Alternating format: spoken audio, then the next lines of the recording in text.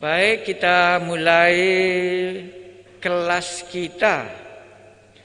Malam ini kita sudah sampai Matius pasal 10 ayat 5. Karena kita belajar 5 khotbah di dalam Injil Matius. Pertama kali itulah khotbah di bukit, pasal 5 sampai pasal 7. Jadi pasal 5, 6, 7 itu namanya khotbah di bukit. Itu mengajarkan kebahagiaan bagi gereja pada abad pertama. Itu isinya. Bagaimana cara hidup jemaat pada abad pertama. Di mana latar belakang jemaat itu berasal dari orang Yahudi yang tahu undang-undang Taurat. Makanya seringkali dikatakannya kalau keagamaanmu tidak melebihi undang-undang Taurat, engkau tidak masuk ke dalam kerajaan sorga. Kalau hanya sampai Taurat saja, nggak bisa masuk sorga. Iya, jadi kalau kamu baca pun Kejadian pasal 1 sampai kitab Maleaki, nggak sampai kamu ke sorga.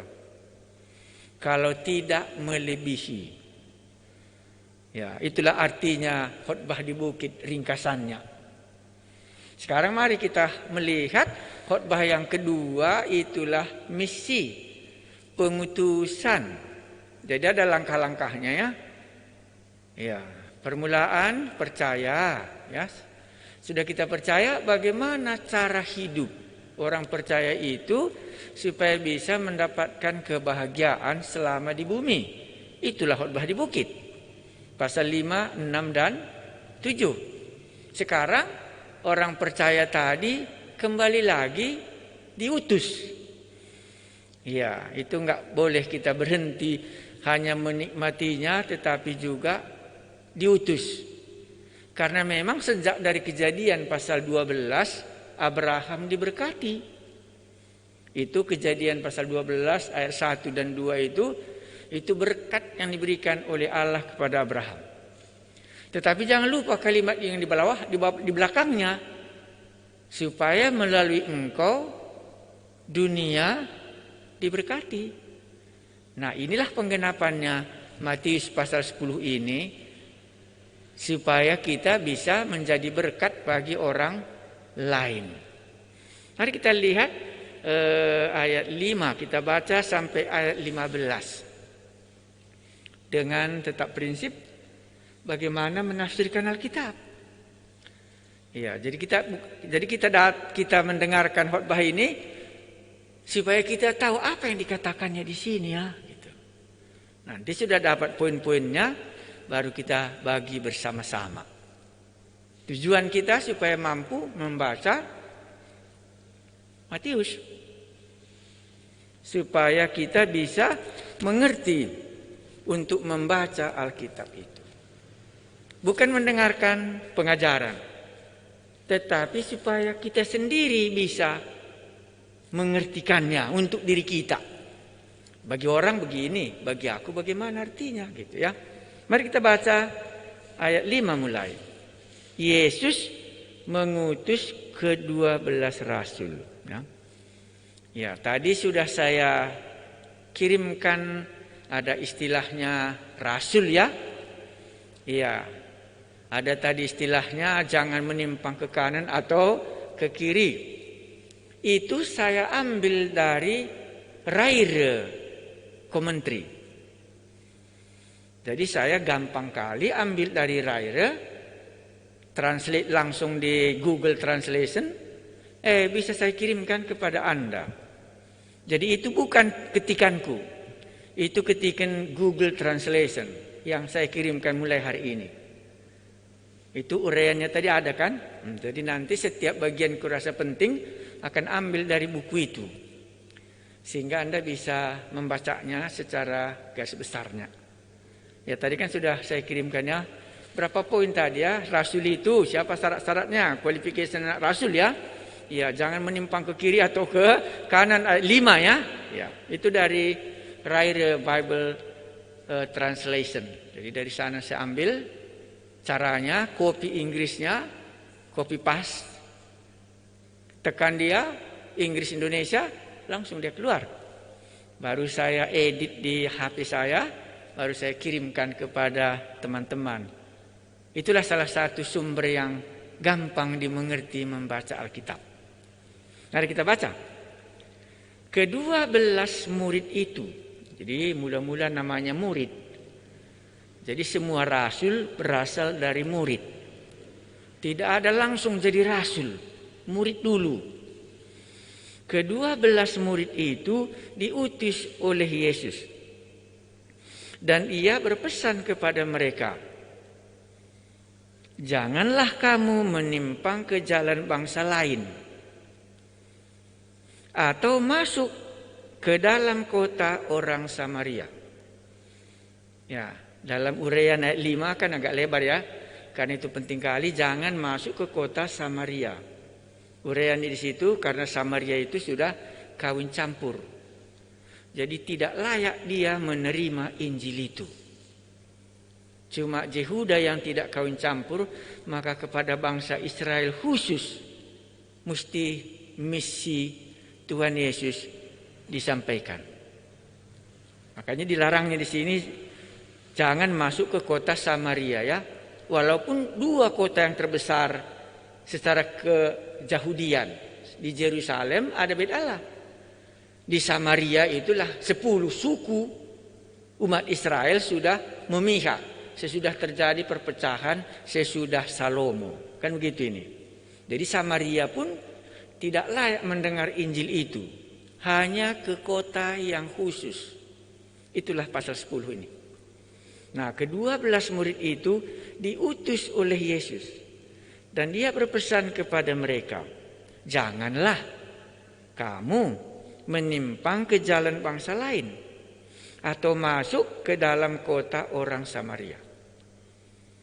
Melainkan pergilah kepada domba-domba yang hilang dari umat Israel. Ini ayat 5 dan ayat 6. Ayat 7. Pergilah dan beritakanlah kerajaan sorga sudah dekat.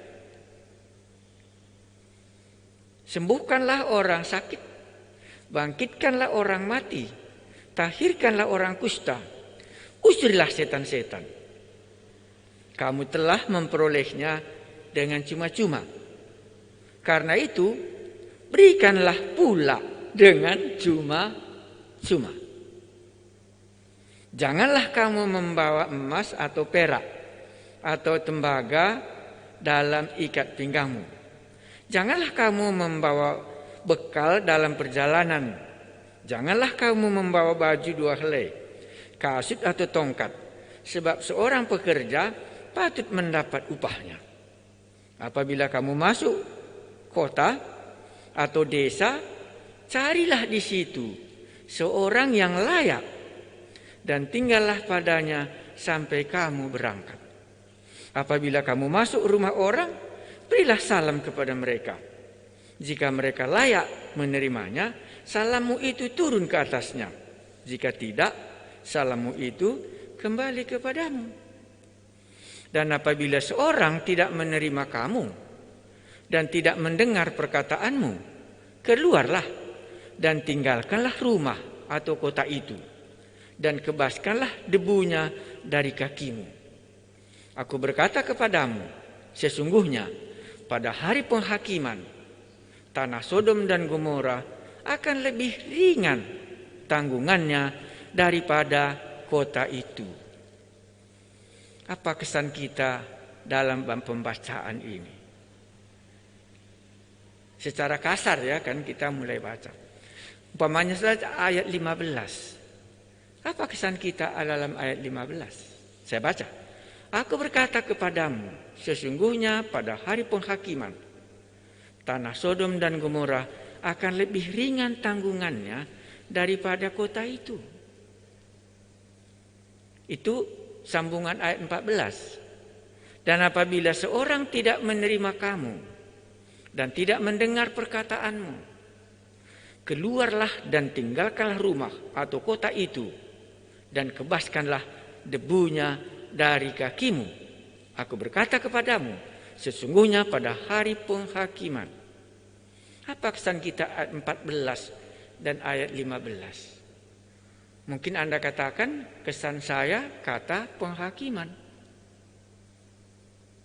Kalau Injil ditolak.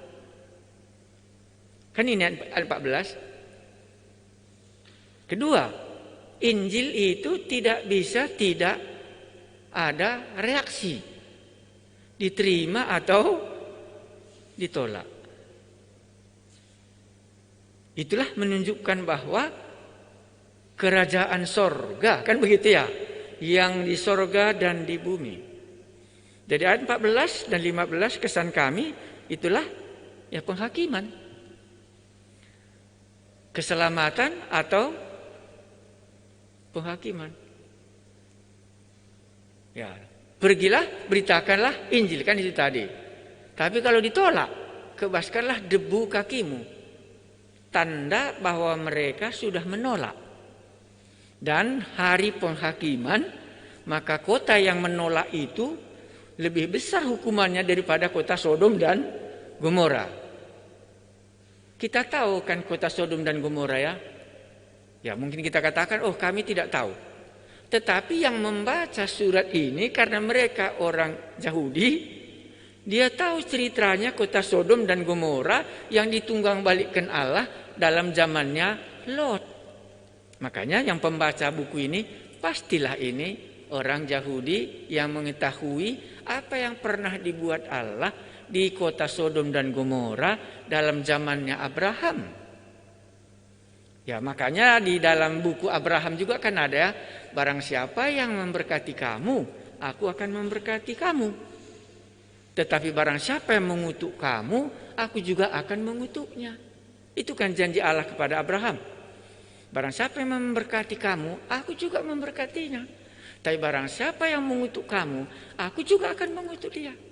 Ayat 14 dan 15 sama. Jadi rupanya rasul-rasul pekabaran Injil memberitakan kerajaan sorga sudah dekat, tidak pernah tidak nolak atau menerima. Itu maka dikatakannya 13. Jika mereka layak menerimanya, salammu itu turun ke atasnya. Jika tidak, salammu itu kembali kepadamu. Salam di sini bukan salaman ya. Ya salam artinya di sini berkat yang dibawa mereka. Kan katanya tadi pergilah ya. Iya, itulah salamnya. Jadi bukan berarti selamat pagi, bujuh-juh, bukan itu maksudnya di sini. Iya, salam di sini yang dimasukkannya adalah salam di dalam nama Yesus kita diterimanya. Karena kita datang ke rumahnya karena diutus oleh Yesus sebagai utusan Yesus. Jadi kita seolah-olah kitalah pengantara antara berkatnya Allah, berkatnya Tuhan Yesus, kita yang membawanya. Jadi kalau berkat ini ditolaknya, ya maka tidak sampai sama dia. Bawa lagi berkat itu pulang. Ya karena itulah ayat 13, 14 dan 15. Jadi kesan kita membacanya dalam 13, 14, 15 ini Injil itu ditolak. Dan kalau ditolak akan ada penghakiman. Kalau benar kamu memberitakan Injil ya, bukan organisasi gereja kan, itu patokannya. Ini kan murid-muridnya Yesus ya.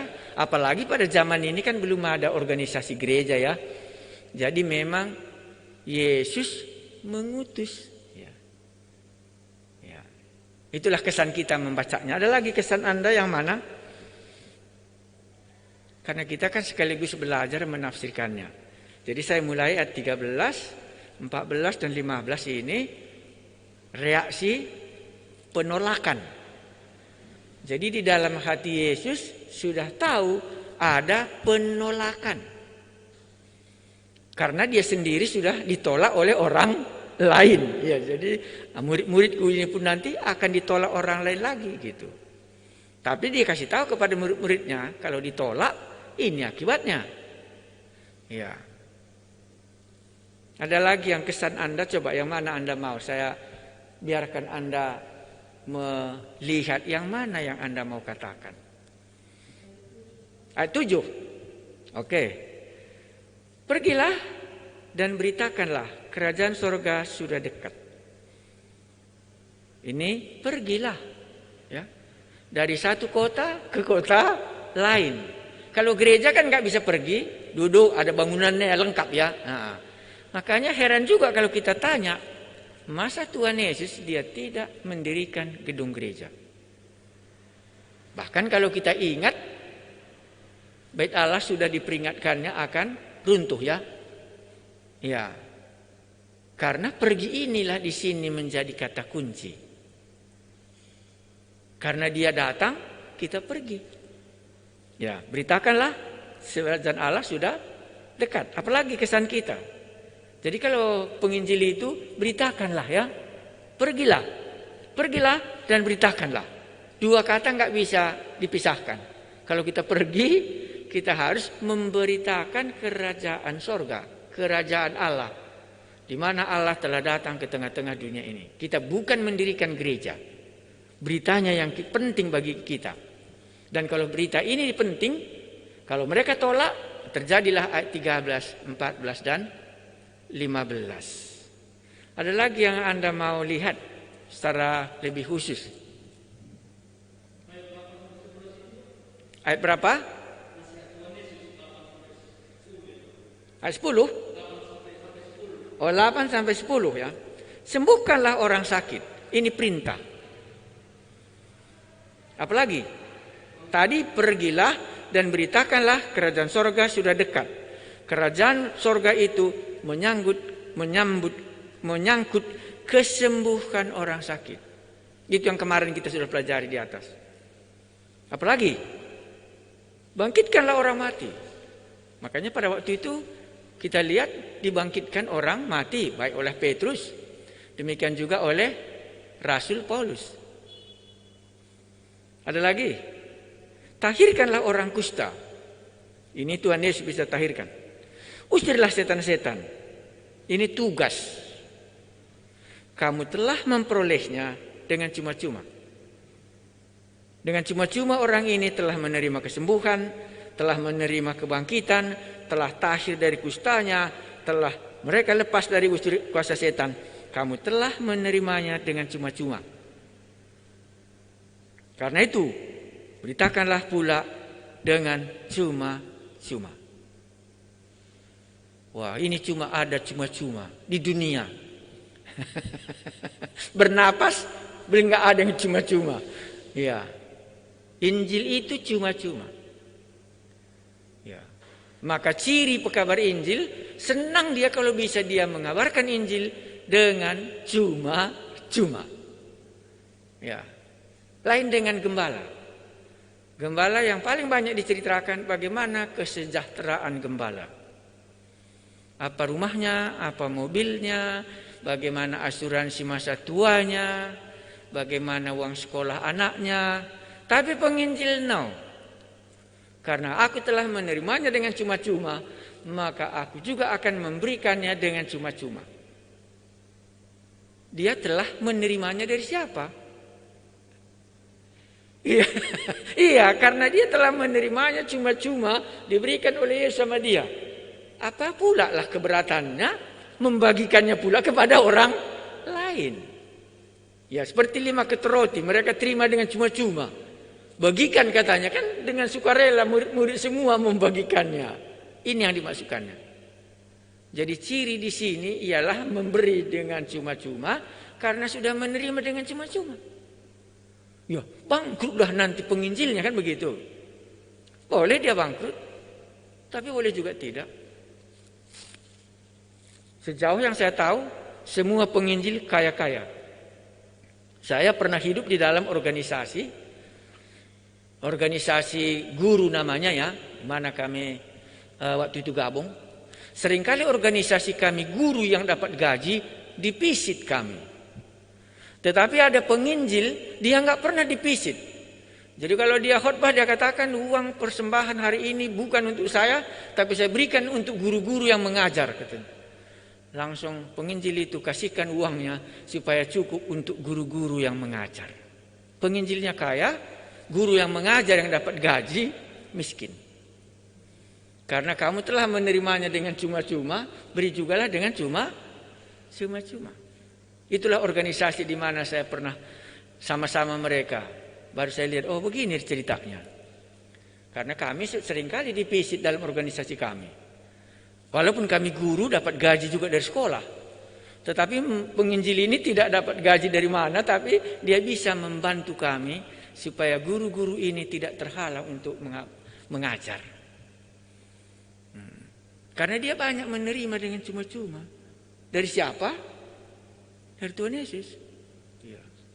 Jadi dia tahu bahwa ini diberi oleh Tuhan Yesus dengan cuma-cuma, maka dia berikan jugalah dengan cuma-cuma kepada orang lain. Apalagi yang kita baca? Ayat 9-nya. Janganlah kamu membawa emas atau perak atau tembaga dalam ikat pinggangmu. Nah ini enggak bisa ya. Ya ini enggak bisa. Pasti alasannya apa? Nanti semakin banyak yang harus dijaga kan begitu ya. Padahal bukan ini untuk ini ya. Ini yang dijaga kan enggak orang lain yang menjaganya ya. Nah ini enggak bisa dibawa. Jadi dia harus simple hidupnya. Janganlah kamu membawa bekal dalam perjalanan. Janganlah kamu membawa baju 2 helai, kasut atau tongkat. Sebab seorang pekerja patut mendapat upahnya. Tahu Anda cerita ini ayat 10? Kalau mau mengkhotbahkan ayat 10 ini, tuliskan di Alkitab Anda. Ini Kisah Rasul 16. Ceritanya itu ayat 15. Paulus tiba di daerah Filipi. Ya, ini ceritanya Paulus di Filipi. Bagaimana orang itu mendapat upah dari jemaat Filipi. Mari kita baca itu. Ya, nanti saya singgung dengan latar belakangnya. Kisah Rasul 16 ya. Ini Paulus di Filipi. Ayatnya yang ke 15 ya. Ya, 15. Sesudah ia dibaptis bersama-sama dengan si isi rumahnya, ia mengajak kami katanya, jika kamu berpendapat bahwa aku sungguh-sungguh percaya kepada Tuhan, marilah menumpang di rumahku. Ia mendesak sampai kami menerimanya. Ini terjadi di Filipi. Dan memang jemaat Filipi inilah nanti yang membiayai misinya Paulus. Karena dia sudah percaya, si istri rumahnya, dia sudah dapat berkat, Injil diterimanya dengan cuma-cuma, sekarang marilah di rumahku. Tanda jikalau kamu berpendapat bahwa aku sungguh-sungguh percaya kepada Tuhan. Karena Paulus tidak mau makan roti orang yang tidak percaya sama Tuhan. Makanya dulu ini sering menjadi kesulitan kalau orang belum percaya, persembahannya ditolak. Itulah mula-mula perjanjiannya ini ciri-cirinya. Iya. Tapi sekarang ini mungkin ya entah terlalu ekstrim begitu ya. Karena kita kan nggak bisa ukur dia percaya atau tidak percaya. Tapi dulu itu sudah biasa sekali. Kalau kita tidak tahu dia percaya, kalau ada persembahannya, ya masih berpikir semua apakah diterima atau tidak. Tapi di sini inilah cirinya, kan gini ya. Sesudah ia dibaptis bersama-sama dengan si istri rumahnya, ia mengajak kami katanya, jikalau kamu berpendapat bahwa aku sungguh-sungguh percaya kepada Tuhan, marilah menumpang di rumahku. Ia mendesak sampai kami menerimanya. Itulah tadi, karena seorang pekerja patut mendapat upah. Pekerjaan mereka sudah berhasil, keluarga ini sudah menjadi orang percaya si isi rumah. Dan rupanya Paulus di sini terjepit. Di mana terjepitnya? Kalau dia nggak ke rumah Lydia ini, berarti dia menghukum, menyatakan bahwa dia belum orang percaya. Makanya pintar dia. Kalau kau tahu bahwa aku sudah orang percaya, marilah tinggal di rumahku. Dan dia mendesaknya sampai kami menerimanya. Itulah di ayat yang ke-10 tadi. Ya, nanti banyak ini ceritanya seperti itu. Ya, itulah ayat 10 tadi, Kisah Rasul 16 ayat 15. Ya, seorang pekerja patut mendapat upahnya. Upahnya tadi di situ. Ya, ayat 10. Sampai di situ kah? Iya, jadi kalau ayat 7, 8, 9, 10. Iya, jadi kalau cerita ini misi, inilah harus dibuat. Kenapa ini bisa terjadi? Ya, kita mulai ayat 5. Kenapa ini terjadi? Ke-12 murid itu diutus oleh Yesus, ya, ini salah satu. Jadi misi itu, pekerjaan Allah ini, pekabaran Injil ini yang mengutusnya Yesus. Ya, jadi kalau kita nggak yakin Yesus mengutus kita, nggak usah kita pergi.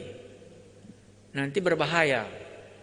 Makanya saudaraku, pengajaran yang kedua ini sedikit cuma yang suka. Tapi kalau nggak ada pengajaran yang 10 ini, maka kita nggak ada hari ini cerita kita. Karena kalau nggak ada misi, nggak ada orang percaya. Ya, kalau nggak ada misi, kan nggak ada orang percaya kan? Nah, karena dia yang membawa berkat tadi dan kita menerimanya, barulah kita menerima berkat gitu. Itulah misi. Jadi bayangan kita kalau misi ini, kalau aku tidak pergi, nggak ada berkat di sana. Ya, negara itu tidak akan sekalipun tahu ada kebangkitan. Makanya semua teman-teman yang kami jumpai di negara yang kami pergi, tak tahu mereka ada kebangkitan sesudah kematian. Jadi tidak ada mengerti dia bagaimana bisa dosa diampuni. Enggak tahu dia dari mana napas hidup ini. Nah itulah makanya Tuhan Yesus tadi katakan, kalau kamu telah menerimanya dengan cuma-cuma, ya berikan juga lah itu dengan cuma-cuma. Jadi misi pekabaran Injil itu ciri-cirinya itu tadilah membagikan dengan cuma-cuma. Kalau itu enggak ada, itu bukan misi. Berarti dia tidak pernah menerima dari Tuhan Yesus apa yang diberikannya kepada orang lain.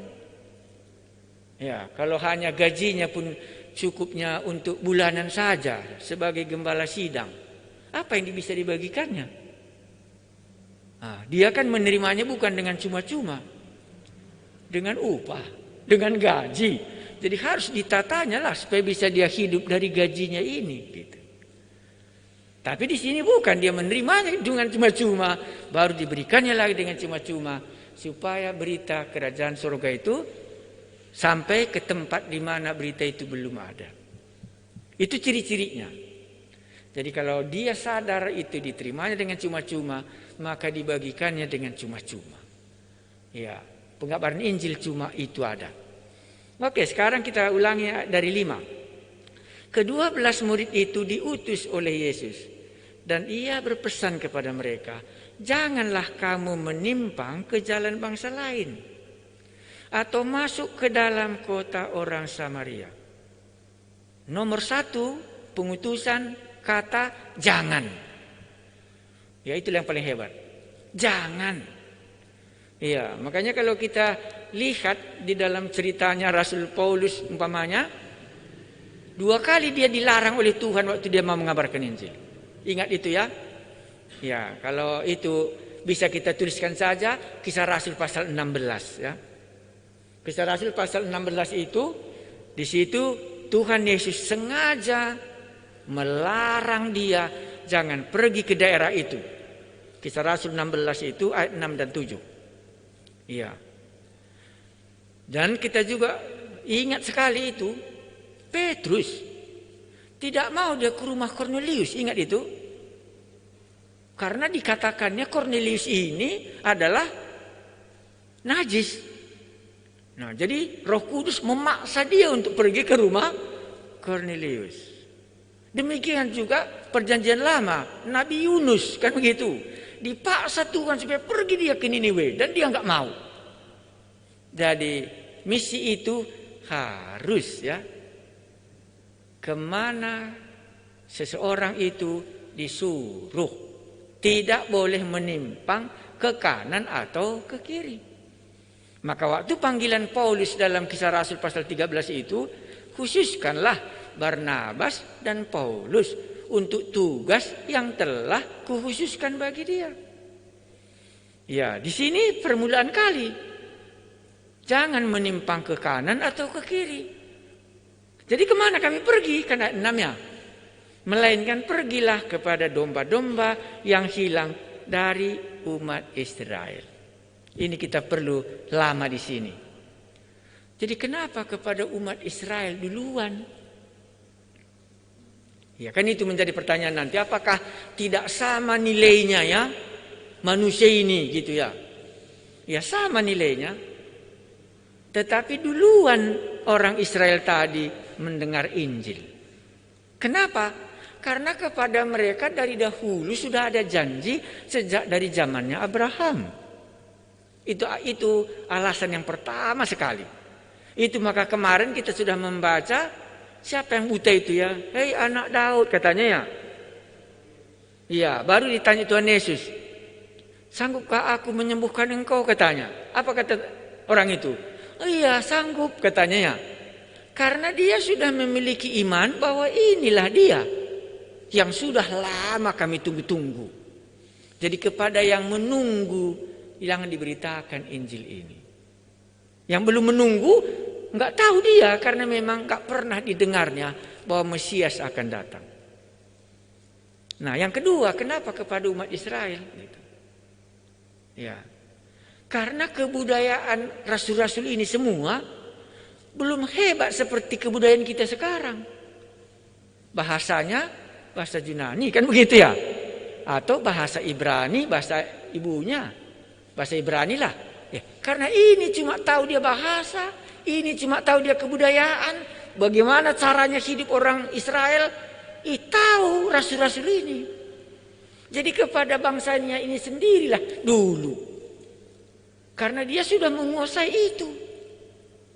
Baru yang ketiga, ada kebudayaannya. Jadi tadi dikatakan gak usah bawa makanan ya, gak usah bawa baju ya. Karena setiap kota-kota orang Israel, kalau dia datang sebagai umat Israel, akan diterima dia di rumahnya. Anda ingat itu Lukas pasal 24 ya. Waktu Tuhan Yesus dengan 2 murid ke Emmaus kan, sudah malam hari, apa kata mereka? Marilah tinggal di rumah karena hari telah malam. Jadi kenapa harus kepada umat Israel? Karena itu kebudayaannya. Jadi enggak pun banyak bawa baju, enggak pun ada persiapan semua. Karena kebudayaan mereka akan menerima bangsanya sendiri. Karena itu yang sudah dikatakan di dalam kitab Nabi-Nabi. Dalam kitab Taurat. Kalau ada orang tidak boleh nginap di luar. Harus tinggal di dalam rumahnya sendiri. Jadi kalau begini pekabar Injil kan sudah ada jaminannya. Walaupun dia tidak bawa bajunya banyak, tidak bawa emas dan perak semuanya. Karena kebudayaan. Alasan kebudayaan mereka akan memungkinkan mereka melakukan misi seperti ini. Mula-mula saya mengabarkan Injil ke satu kampung, satu daerah. Persis sekali seperti itu. Begitu sampai kita di kampungnya atau masih naik angkot, sudah ditanyai kita. Nanti kalau kalian ke kampung kami, di rumah siapa kalian makan? Jangan pula nanti kalian nggak makan datang ke rumah kami, malu kami katanya. Dari mana rupanya kalian? Untuk apa kalian datang ke sini? Kami ceritakanlah mau mengabarkan Injil di sini. Kami dari mahasiswa dari Medan. Oh, kalau begitu nanti aku akan kasih tahu. Diantarlah kami kepada rumah di mana di situ sudah ada orang gereja. Nanti di rumahnya kalian makan. Di rumahnya kalian tidur. Nanti sesudah itu diumumkan di mana nanti kita kebaktian malam bersama. Oh, di Jambur, banyak di Jambur nanti. Disambut kita. Karena begitu kebudayaannya pada waktu itu. Saya pernah sampai di satu kampung jam 8 malam atau jam 9 malam. Karena kendaraan sulit ya. Jadi sudah dikasih tahu bahwa kami datang gitu. Sudah disiapkan nanti di rumah si anu makan, di rumah si anu nanti tidur, nanti kita kumpul mendengarkan Injil karena datang yang mengabarkan Injil ke kampung kita ini. Itulah masa saya mengabarkan Injil, persis seperti kebudayaan orang Israel pada waktu itu. Tidak bisa terlantar kalau kita sebagai orang Karo datang ke tengah-tengah mereka. Karena kita masih bersaudara dengan mereka, dia kenal bapak kita, dia kenal ini, ya bersaudara kita semua. Orang Israel juga sama. Oh ini dari suku Yehuda, oh ini dari suku Benjamin, oh ini suku Benjamin di sini. Makanya tadi dikatakannya, berikanlah kalau kamu telah menerima dengan cuma-cuma. Jangan bawa ini, jangan bawa ini, karena kamu layak mendapat upahnya. Ini dari segi kebudayaan. Tapi kalau sekarang ini kita pergi, nggak akan mungkin kita diterima orang. Karena kebudayaannya sudah berbeda. Nah ini alasan kebudayaan pada waktu itu. Maka waktu Tuhan Yesus berjalan ke Emmaus itu, di mana dia malam? Oh udah malam, nggak boleh kita tinggal di luar. Marilah masuk ke rumah kami. Karena dengan terlantarnya orang, itu mendatangkan hukuman bagi kampung itu, kutuk dari Allah kalau mereka tidak menerimanya. Itulah kebudayaan mereka, makanya tidak ada orang miskin di tengah-tengah umat Israel. Mereka wajib menerimanya. Ada tempatnya bermalam. Apalagi ini memberitakan Injil. Makanya kasih salam, tinggalkan berkat bagi mereka. Kalau mereka menolaknya, bawalah berkat itu, hukuman akan terjadi. Ini ayat 5 dan ayat 6. Jadi khusus sebenarnya, itu yang kita mau katakan. Jadi misi itu tidak boleh sembarangan di mana saja ngabarkan Injil. Kalau dari cerita ini, ya harus di mana Tuhan tetapkan, kepadanya lah kita katakan. Karena itulah tugas kita. Karena kita telah menerimanya dengan cuma-cuma, kita membagikannya. Jadi kalau kita bagi, Yesus mengutus ke-12 rasul ini, ya yang pertama, itu 5 dan 6 kan begitu ya. Itu tugas secara khusus, tidak boleh menyimpang ke kanan atau ke kiri. Jadi kalau begitu tidak bisa pula kita lepas. Bagaimana Allah memimpin. Kemana kita pergi mengabarkan Injil. Maka saya mula-mula sekali pergi memberitakan Injil. Ayat 5 dan 6 ini memang khusus ke kampung di mana saya lahir.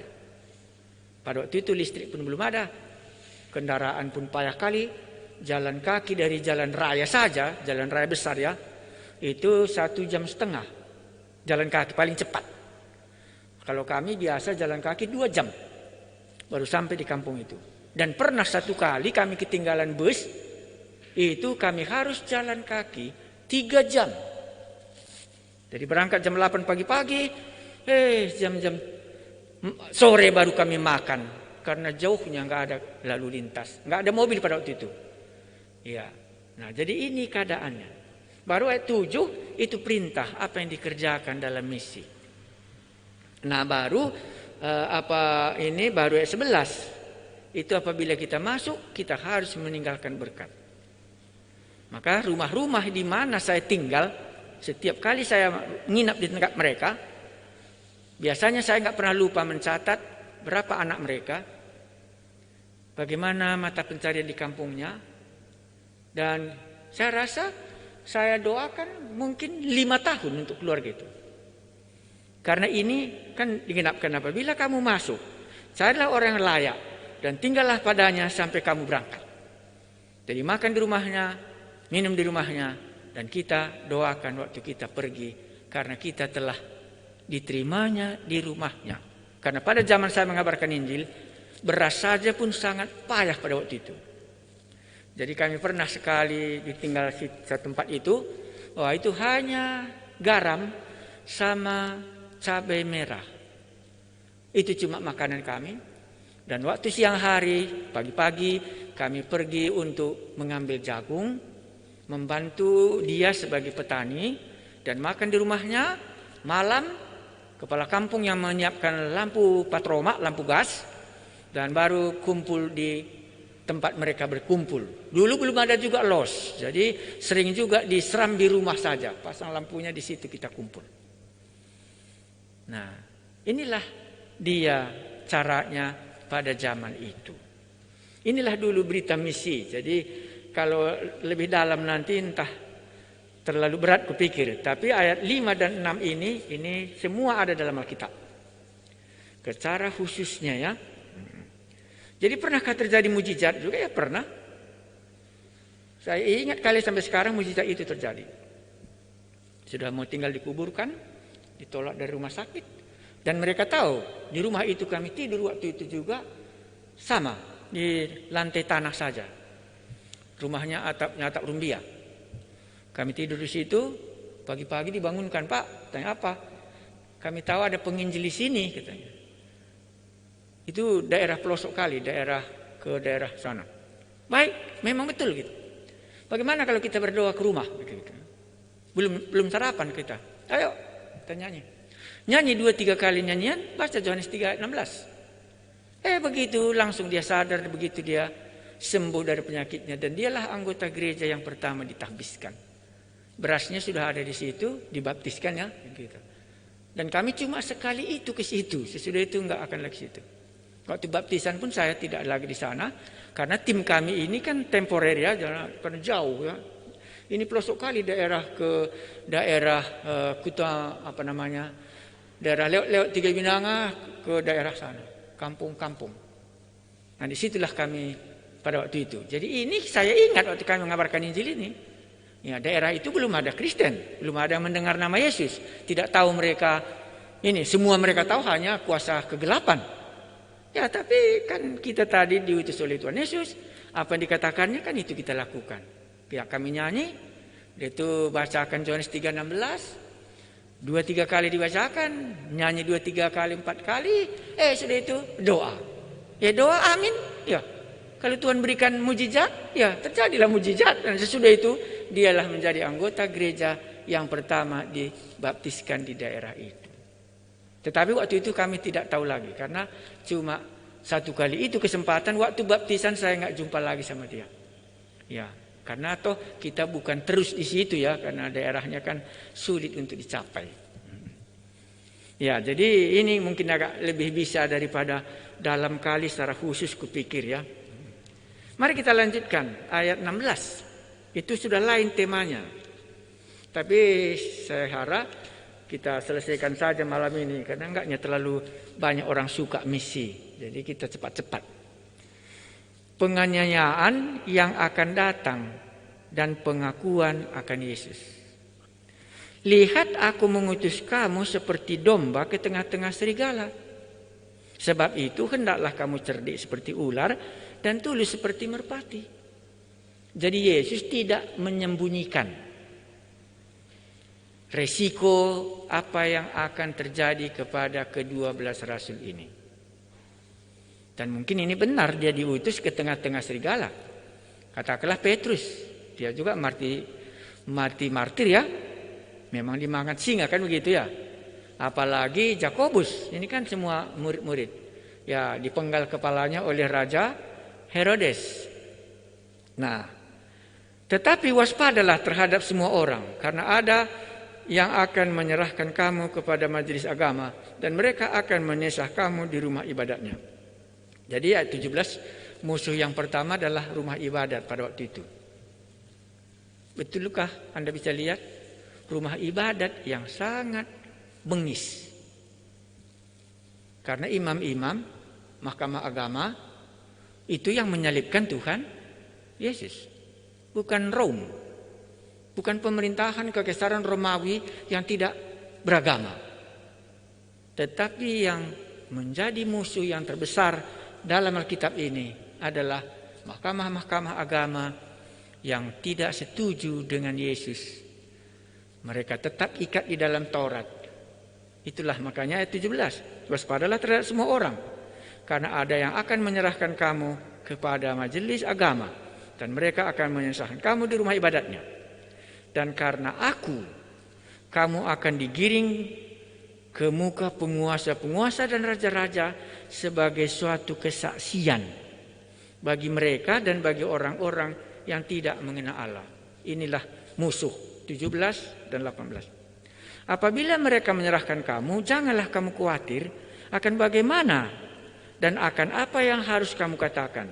Karena semuanya itu akan dikaruniakan kepadamu pada saat itu. Karena bukan kamu yang berkata-kata, melainkan Roh Bapamu, Dia yang akan berkata-kata di dalam kamu. Ini langsung kita ingat ceritanya di Kisah Rasul pasal 7. Yaitu Stefanus, ya kan? Ya, jadi Stefanus itu berbicara dengan penuh kuasa Roh Kudus. Kan itu dikatakan kalau Kisah Rasul pasal 7 itu. Dan tidak bisa dikalahkan oleh siapapun. Karena Roh Bapamu yang diam di dalam kamu, Dialah yang berkata-kata melalui kamu. Inilah pengalamannya Stefanus diceritakan dalam pasal 7. Waktu Mahkamah Agama, sidang-sidang semua orang Farisi dan Saduki melempari dia dan mereka tidak tahan bertanggung jawab, bersoal jawab dengan Stefanus. Karena roh yang ada sama dialah yang menjawabnya. 21. Orang akan menyerahkan saudaranya untuk dibunuh. Demikian juga seorang ayah akan anaknya. Dan anak-anak akan memberontak terhadap orang tuanya dan akan membunuh mereka. Dan kamu akan dibenci semua orang oleh karena namaku. Tetapi orang yang bertahan sampai pada kesudahannya akan selamat. Apabila mereka menganiaya kamu dalam kota yang satu, larilah ke kota yang lain. Ini sudah ceritanya juga Kisah Rasul ya. Mereka dianiaya di Yerusalem, lari mereka ke Samaria, kan begitu. Dianiaya di Samaria, lari lagi mereka ke kota lain. Sambil memberitakan Injil. Apabila mereka menganiaya kamu dalam kota yang satu, larilah ke kota yang lain. Karena aku berkata kepadamu, sesungguhnya sebelum kamu selesai mengunjungi kota-kota Israel, Anak Manusia sudah datang. Wah, ini sulit menafsirkannya. Jadi menurut mereka sebelum keluar Injil dari Israel sudah datang Tuhan Yesus. Karena kota-kota Israel katanya ya. Iya, ayat 24. Seorang murid tidak lebih daripada gurunya, atau seorang hamba daripada tuannya. Cukuplah bagi seorang murid jika ia menjadi sama seperti gurunya, dan bagi seorang hamba jika ia menjadi sama seperti tuannya. Jika tuan rumah disebut Beelzebul, apalagi seisi rumahnya. Jadi janganlah kamu takut terhadap mereka. Jadi ini salah satu misi diperingatkan kali, jangan takut. Ya, tapi Yesus juga tidak menutup apa yang akan dialami kalau dia pergi ke ladang misi. Maka pernah saya katakan waktu kami mengunjungi sekolah teologi di mana kami belajar, itulah Bible College Selandia Baru, dibikinlah simbol di depan sekolah itu merupakan satu taman. Jadi berapa keluarga, berapa orang dari Bible College New Zealand ini, Selandia Baru ini, tidak pulang lagi ke negaranya karena dibunuh orang di ladang misi. Waktu itu yang baru-baru kali dibunuh itu adalah misi yang berasal dari negara New Zealand ini. Waktu mereka pergi ke Filipina dan seisi rumah mereka dibunuh. Jadi mereka buat namanya seperti pahlawan ya. Karena kalau di pahlawan kita kan mempertahankan negara ya. Nah, jadi dibuatnya taman, ditulisnya lah Sianu misi ke sini dan menjadi martir dibunuh pada tanggal begini dan di sini. Satu ibu, anak dan istri. Dibuatnya tamannya. Pergi lagi kita ke situ sama juga. Sianu ini tahun begini, tamatan dari sekolah ini tanggal sebegini, dia misi di negara ini dan dia dibunuh sendirian. Ini juga gitu. Jadi dibuat di situ taman untuk mengingat misi yang berangkat dari sekolah itu dan dibunuh di ladang misi. Waktu kami lihat begini rupanya penghargaan dari sekolah ini kalau mahasiswanya pergi diutus oleh Tuhan Yesus dan dikatakan apa yang dialaminya. Ayat 26. Jadi janganlah kamu takut terhadap mereka karena tidak ada sesuatu pun yang tertutup yang tidak akan dibuka dan tidak ada sesuatu pun yang tersembunyi yang tidak akan diketahui. Apa yang kukatakan kepadamu dalam gelap, katakanlah itu dalam terang. Dan apa yang dibisikkan ke telingamu, beritakanlah itu dari atas atap rumah. Dan janganlah kamu takut kepada mereka yang dapat membunuh tubuh, tetapi yang tidak berkuasa membunuh jiwa. Takutlah terutama kepada Dia yang berkuasa membinasakan baik jiwa maupun tubuh di dalam neraka. Baru diberikannya jaminannya 29. Bukankah burung pipit dijual 2 ekor seduit? Namun seekor pun daripadanya tidak akan jatuh ke bumi di luar kehendak Bapamu. Dan kamu, rambut kepalamu pun terhitung semuanya. Sebab itu, janganlah kamu takut, karena kamu lebih berharga daripada banyak burung pipit. Setiap orang yang mengakui aku di depan manusia, aku juga akan mengakuinya di depan Bapa-Ku yang di sorga. Tetapi barang siapa menyangkal aku di depan manusia, aku juga akan menyangkalnya di depan Bapa-Ku yang di sorga. Ini jaminan. Seperti burung pipit pun tidak akan jatuh tanpa sepengetahuan oleh Bapa yang di surga. Ya, jadi kalau begitu kehendak Allahkah semua itu yang dialami mereka? Maka boleh kita katakan itulah menjadi kesaksian. Tadi sudah dikasih tahu, kalau mereka diterima maka tinggalkanlah berkat, kalau mereka ditolak maka jatuhkanlah hukuman. Ya, jadi dalam cerita ini bisa kita melihat, oh berarti cerita burung pipit itu bukan rupanya cerita sembarangan. Cerita ini rupanya ditulis di cerita rasul-rasul diutus. Itu rupanya konteksnya, kan begitu ini ya. Ya, karena Tuhan Yesus katakan aku mengutus kamu ke tengah singa ya. Ya, karena itu harus ada pemeliharaannya. Jadi memang di sini konteks ini rupanya. Di dalam dunia misi. Ya, dan di dalam inilah Allah memberikan pemeliharaan secara khusus karena Dia yang mengutusnya. Nah, makanya dikatakannya janganlah kamu takut. Yang bisa membinasakan jiwa tetapi tidak bisa membinasakan tubuh, tetapi tidak bisa membinasakan jiwa. Tetapi takutlah kepada Dia yang bisa membinasakan tubuh dan juga bisa membinasakan jiwa. Ya. Baru diberikannya jaminan Dia ada di dalam burung pipit gitu ya.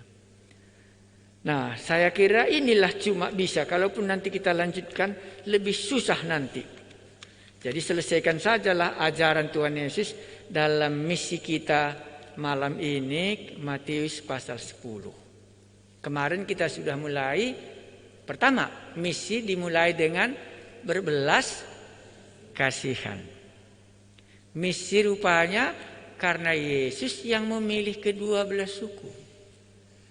Sering juga ditanya orang, kenapa 12 cuma muridnya Tuhan Yesus menjadi rasul ya? Karena rasul kan sudah kita katakan tadi ya, kualitasnya rasul itu satu ya, mesti murid Yesus ya. Ya rasul itu mesti yang dipilihnya, nggak boleh kita. Iya, rasul itu apa? Ya diberinya kuasa, makanya dia melakukan mujizat. 3 classification rasul yang sudah kita terima. Makanya kalau kita lihat rasul-rasul di dalam Alkitab kita ini, mereka memiliki hal itu. Ya. Dan mereka telah menerima dengan cuma-cuma, mereka pergi.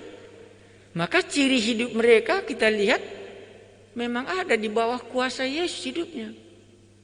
Karena rasul artinya kan utusan ya. Yang ada di dalam Alkitab kan kita cuma tahu apa? Nabi ya, itu Nabi Yeremia ya, itu mulut Allah kan begitu cuma. Apalagi kita tahu, oh mungkin kita tahu lagi di gereja apa? Majelis ya. Ada lagi kita tahu ya penatua pemanya ya. Ada tahu lagi kita gembala sidang ya. Tetapi di dalam Alkitab yang terakhir yang ada itulah rasul. Ya, rasul dah nomor 1. Itulah Yesus yang diutus dari sorga ke bumi. Maka sebagaimana Bapa mengutus aku, demikianlah aku sekarang mengutus kamu.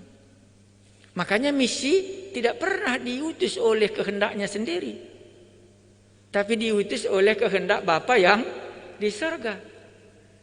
Makanya pekerjaan misi, pekerjaan pekabaran Injil itu digerakkan Allah, hati orang itu pergi.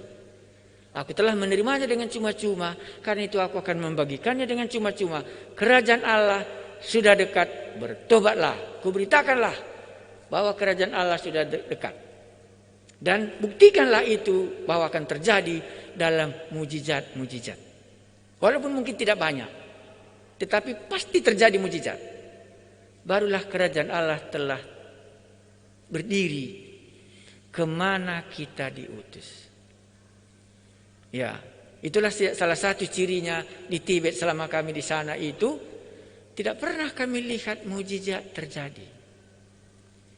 Ya. Padahal di Tanah Karo kami bisa melihat mujizat seperti yang saya ceritakan tadi. Tapi di Tibet tak pernah sekalipun. Diobati dia, tapi akhirnya mati juga. Didoakan dia, tapi nggak pernah kami lihat terjadi sesuatu yang membuat mereka sadar bahwa kuasa kerajaan Allah sudah berdiri dan kuasa kegelapan sudah disingkirkan. Di sana kami tidak menemukan itu. Ya, pernah satu kali, itu pun sangat sederhana. Tadi dia sakit gigi, begitu baca Alkitab, ya tiba-tiba dia sembuh. Sudah itu selesai, gitu aja. Ya, enggak terlalu bisa kita katakan kerajaan Allah sudah berdiri untuk membebaskan dia, dan berdirilah kerajaan Allah di tempat itu. Karena misi itu artinya, pekabaran Injil itu artinya kan memindahkan orang dari kuasa kegelapan masuk ke dalam kerajaan anaknya, itulah Yesus Kristus. Nah, sekarang itulah misi. Adakah kesulitan? Ada. Adakah risiko? Ada. Tetapi di dalam semuanya ini kan mendirikan kerajaan Allah supaya menjadi kesaksian. Ya, itulah singkatnya. Jadi kalau kita telah menerimanya dengan cuma-cuma, beri jugalah dengan cuma-cuma. Apa yang diberikan oleh Allah, pengampunan dosa di dalam Tuhan Yesus, itu kan cuma-cuma kita terima ya. Nah, tujuannya supaya kita bisa bagikan juga kepada orang lain. Inilah pengajaran misi yang ada di dalam salah satu pengajaran 5 di dalam Injil Matius. Ya, kita tidak terlalu luas sekali ya. Kalau di sini tajihana umat Israel, karena kebudayaannya cocok ya, bahasanya pun cocok, nggak perlu ngurus izinnya karena semuanya antara keluarga. Tetapi kalau Matius 28 tidak lagi.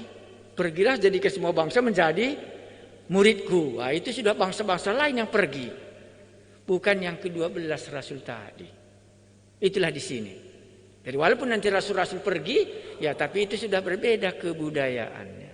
Tapi untuk sementara, pasal 10 ini khusus untuk umat Israel. Maka kalau kita mau mulai misi, mulailah dari rumah di mana kita tahu bahasanya, tahu kebudayaannya. Di sanalah bagikan yang kita telah terima dengan cuma-cuma ini sebelum kita masuk kepada kebudayaan orang lain.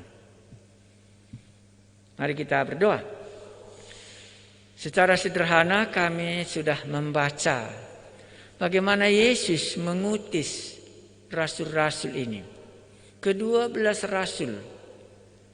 Kami merenungkannya betapa bahagianya orang itu. Pergi. Injil rupanya tidak bisa tidak ada reaksi. Kalau tidak diterima rupanya seperti kota Sodom. Kalau diterima, kami juga mendapatkan kebahagiaannya. Kami mengucap syukur. Kalau ada kesulitan, maka roh Allah yang ada di dalam hati kami, di hati rasul-rasul, itulah memberikan jawabannya. Kami mengucap syukur kalau hari ini kami belajar, kalau ada kemurahan Allah, kalau ada di antara kami yang dipilih oleh Tuhan Yesus pergi untuk mengabarkan Injil secara khusus kepada orang-orang tertentu, kuatkanlah imannya. Walaupun diutus ke tengah-tengah serigala, tapi ada jaminan pemeliharaan oleh Bapa yang di surga. Terima kasih Tuhan kami Yesus, kami telah menerima Injil dengan cuma-cuma. dari badan misioneri yang sebelumnya. Sekarang kami mengenal namamu, Yesus Juru Selamat kami. Maka sekarang adalah giliran kami untuk membagikannya dengan cuma-cuma kepada orang lain. Terima kasih Tuhan kami Yesus, Roh-Mu yang kudus yang berbicara sesudah kami mempelajari misi ini. Dalam namamu kami berdoa. Amin. Besok tidak ada sekolah kita, besok sermon. Jadi sekolah kita minggu ini cuma Selasa sama Rabu. Jadi minggu depan kita langsung pasal 13 ya. Itu mengenai perumpamaan. Baik, terima kasih. Selamat malam.